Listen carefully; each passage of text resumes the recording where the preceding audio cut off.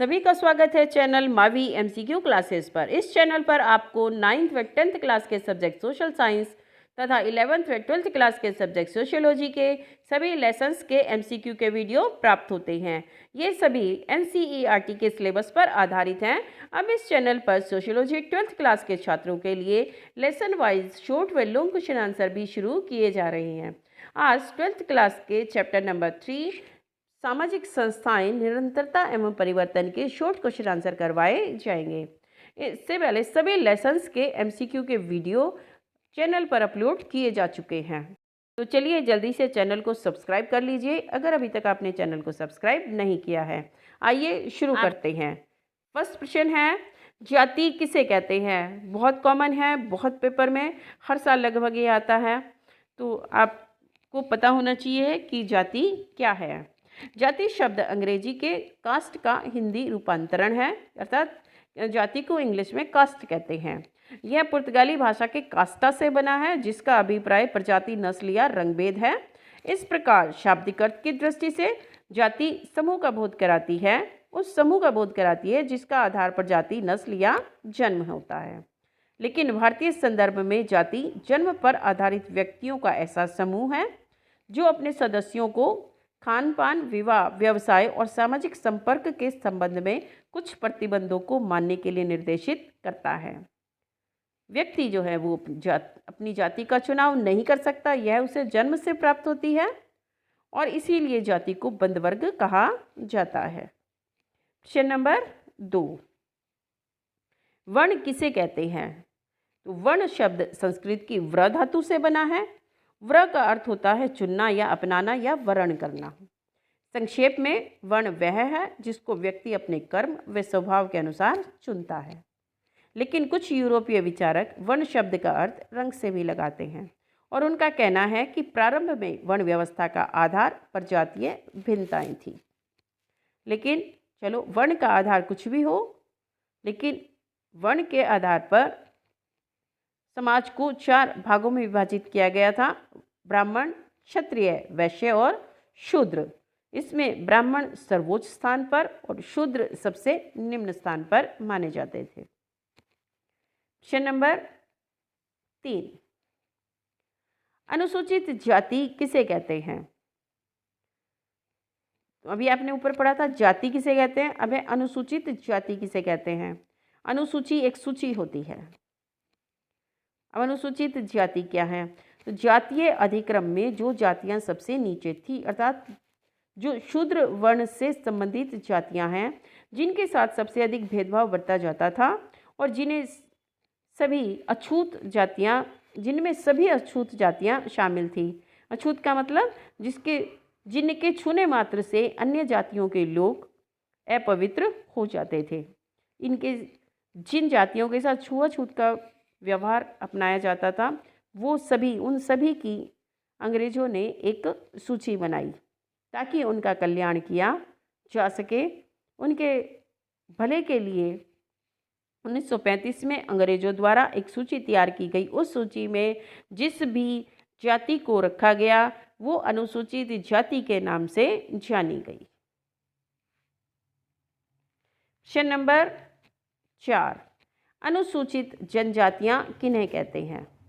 जनजातियां क्या हैं ये हम यहाँ पर पहले देखते हैं, फिर अनुसूचित जनजातियां करेंगे। जो समुदाय पहाड़ों में, जंगलों में, वनों में, पठारों में और दुर्गम स्थानों पर निवास करते हैं, अर्थात ऐसे स्थान जहाँ पर जीवन की प्राकृतिक स्थितियाँ थोड़ी कठिन होती हैं, विकट होती हैं, वहाँ पर जो लोग निवास करते हैं वो आज भी आदिम अवस्था में हैं और यह हिंदू जाति व्यवस्था का अंग नहीं है और ना ही इस समुदाय में सभ्यता का कोई विकास हुआ है। अंग्रेजों द्वारा ऐसे समुदायों के विकास के लिए भी एक सूची तैयार की गई 1935 में और उस सूची में इस प्रकार के जिस भी आदिवासी समुदायों को, जनजातियों को आदिवासी भी कहा जाता है, यानी कि आदिम अवस्था में रहने वाला समुदाय।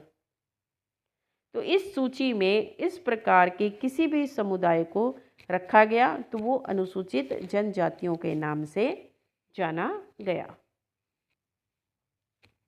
प्रश्न नंबर 5, भारत की जनजातियों द्वारा कौन से भाषा परिवार की भाषाएं बोली जाती हैं, या कितने भाषा परिवार की भाषाएं बोली जाती हैं? तो भारत की जो जनजातियां हैं वो मुख्य रूप से 4 भाषा परिवार की भाषाएं बोलती हैं। पहला है आर्य परिवार की भाषाएं। जो उत्तर भारत की जनजातियां हैं वो आर्य परिवार की भाषाएं बोलती हैं। द्रविड़ परिवार की भाषाएं। जो दक्षिण भारत की जनजातियां हैं वो अधिकतर द्रविड़ परिवार की भाषाएं बोलती हैं। ऑस्ट्रिक परिवार की भाषाएं। अंडमान निकोबार जितने भी द्वीप समूह हैं, जो उड़ीसा है, इन बिहार है, झारखंड है, मध्य प्रदेश है, इनमें जो जनजातियां निवास करती हैं वो अधिकतर ऑस्ट्रिक परिवार की भाषाएं बोलती हैं। चौथा है तिब्बत बर्मी परिवार की भाषाएं।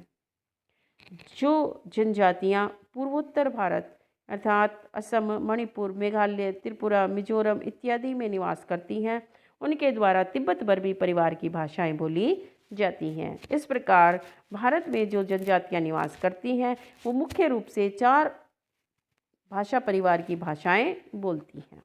आर्य, द्रविड़, ऑस्ट्रिक और तिब्बत बर्मी परिवार की भाषाएं। प्रश्न नंबर 6, परिवार का क्या अर्थ है? मैकाइवर और पेज के शब्दों में परिवार उस समूह को कहते हैं जो यौन संबंधों पर आधारित होता है और इतना छोटा व स्थायी होता है कि उसमें बच्चों की उत्पत्ति और उनका पालन पोषण हो सके। प्रश्न नंबर 7, मूल परिवार या एकल परिवार से आप क्या समझते हैं? मूल परिवार, एकल परिवार, एकांकी परिवार या सिंगल फैमिली से आप क्या समझते हैं? मूल परिवार में पति पत्नी और उनके अविवाहित बच्चे शामिल होते हैं। नगरों में अधिकतर ऐसे ही परिवार पाए जाते हैं। मूल या एकाकी या एकल परिवार में एक दंपति, पति पत्नी का एक जोड़ा और उनके अविवाहित बच्चे शामिल होते हैं। प्रश्न नंबर 8, विस्तृत या संयुक्त परिवार से आप क्या समझते हैं? अधिकतर विस्तृत परिवार को संयुक्त परिवार भी कहा जाता है। संयुक्त का मतलब जहाँ पर अनेक सिंगल फैमिलीज मिलकर एक जॉइंट फैमिली का निर्माण करती हैं। यहाँ देखिए, संयुक्त या विस्तृत परिवार में एक से अधिक दंपति होते हैं, अर्थात पति पत्नी का एक से अधिक जोड़ा होता है और अक्सर 2 या 2 से अधिक पीढ़ियों के लोग एक साथ रहते हैं। इसमें कई भाई भी हो सकते हैं जो अपने अपने परिवारों को लेकर संयुक्त परिवार के सदस्य के रूप में रहते हैं, या एक बूढ़ा दंपति जो अपने बेटों, पोतों और उनके परिवारों के साथ रहते हैं। अर्थात एक ऐसा परिवार जिसमें माता पिता, दादा दादी, चाचा चाची, ताऊ ताई, उनके परिवार के सारे जो बच्चे हैं वो निवास करते हैं। इस प्रकार का परिवार संयुक्त परिवार कहलाता है। जो एक रसोई में बना भोजन खाते हैं, जिनकी एक ही संपत्ति होती है, एक छत के नीचे वो रहते हैं, सुख दुख में एक दूसरे का साथ देते हैं। इस प्रकार का परिवार संयुक्त परिवार है। जो भारतीय ग्रामीण क्षेत्र हैं उसमें अधिकतर संयुक्त परिवार ही पाए जाते हैं। प्रश्न नंबर 9, विवाह को परिभाषित कीजिए।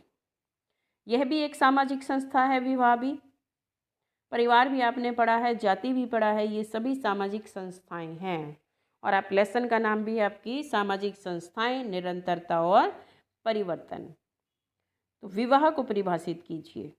विवाह स्त्री पुरुष के पारिवारिक जीवन में प्रवेश कराने की संस्था है, जिसमें विवाह करने वालों और उनसे उत्पन्न संतानों के अधिकार एवं कर्तव्यों का समावेश होता है।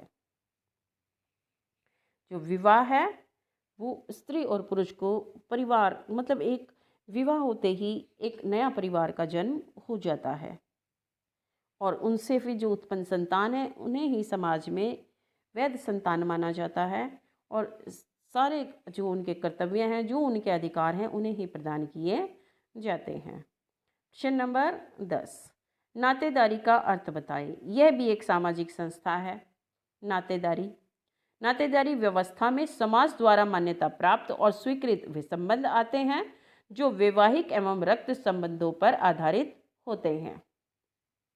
अर्थात नातेदारी व्यवस्था में जो भी हमारे नाते रिश्तेदार होते हैं वो 2 प्रकार से आपस में संबंधित होते हैं, या तो विवाह संबंधी या रक्त संबंधी। रक्त संबंधी जैसे दादा दादी, जैसे चाचा हैं, जैसे मामा हैं, माता पिता हैं, ये बच्चों से रक्त संबंध इनका होता है। विवाह संबंधी जैसे पति पत्नी का जोड़ा है वो विवाह के द्वारा एक दूसरे से संबंधित होते हैं, या जो जैसे सास ससुर हैं वो विवाह से संबंधित होते हैं। इस प्रकार हमारे समाज में जो संबंध हैं वो मान्यता प्राप्त जो संबंध है वो दो प्रकार से हैं, विवाह और रक्त संबंध, और उन्हीं को नातेदार कहा जाता है। प्रश्न नंबर 11, पितृवंशीय परिवार एवं मातृवंशीय परिवार से आप क्या समझते हैं? पितृवंशीय यानी कि जिसमें वंश जो है, वंश परंपरा जब पिता के नाम से चलती है और परिवार की संपत्ति पिता से पुत्र को हस्तांतरित होती है, ऐसा परिवार पितृवंशीय परिवार कहलाता है। परंतु जब वंश परंपरा माता के नाम से चलती है और परिवार में संपत्ति माता से उसकी पुत्री को प्राप्त होती है या पुत्री को हस्तांतरित होती है, तो ऐसे परिवार मातृवंशीय परिवार कहलाते हैं। संपूर्ण उत्तर भारत में या लगभग संपूर्ण भारत में ही हम कह सकते हैं जो वंश परंपरा है वो पितृवंशीय वंश परंपरा पाई जाती है, अर्थात वंश जो है वो पिता के नाम से चलता है। लेकिन भारत के कुछ भाग ऐसे हैं जैसे केरल के नायर जनजातियां हैं, असम, मेघालय इत्यादि में रहने वाली खासी, गारो जनजातियां हैं, जहां पर मातृवंशीय परिवार पाए जाते हैं। जो सत्ता है वो माता से पुत्री को हस्तांतरित होती है, संपत्ति माता से पुत्री को प्राप्त होती है। प्रश्न नंबर 12, प्रभु जाति किसे कहते हैं? प्रभु मतलब प्रभु जाति या प्रबल जाति भी कहते हैं इसे। डोमिनेंट कास्ट, जो अपनी प्रभुता उस स्थान पर, एक विशेष स्थान पर रखती है। यहाँ पर क्या अर्थ है इसका प्रभु जाति का? वह जाति प्रभु जाति कहलाती है जिसके पास गांव की कृषि योग्य भूमि सबसे अधिक होती है, जिसके सदस्यों की संख्या गांव में सबसे अधिक होती है तथा जो राजनीतिक, सामाजिक व शैक्षिक रूप से उस गांव में रहने वाली अन्य जातियों से बेहतर स्थिति में होती हैं। और यह जो अवधारणा है प्रभु जाति की अवधारणा, ये M.N. श्रीनिवास की अवधारणा है। उन्होंने जब अपने अध्ययन किए तो उन्होंने पाया अलग अलग गाँव में अलग अलग जातियों के लोग प्रभुत्वशाली हैं। किसी गांव में ब्राह्मणों का प्रभुत्व है, किसी में राजपूतों का प्रभुत्व है, कहीं पर जो है वो गुजर अधिक मात्रा में है, अधिक संख्या में है, या कहीं पे जो कोई गांव है वो जाटों के गांव हैं। इसी तरह दक्षिण भारत में भी इसी प्रकार के प्रभु जातियां वहाँ पर पाई जाती हैं। तो प्रभु जाति वह जाति है जिसकी गांव की कृषि योग्य भूमि जिसके पास अधिक होती है और जिसके सदस्यों की संख्या भी ज़्यादा होती है, इसीलिए उनके पास राजनीतिक ताकत भी होती है, सामाजिक स्थिति भी अच्छी होती है और वो शैक्षिक रूप से भी अन्य जातियों से बेहतर स्थिति में हो जाते हैं।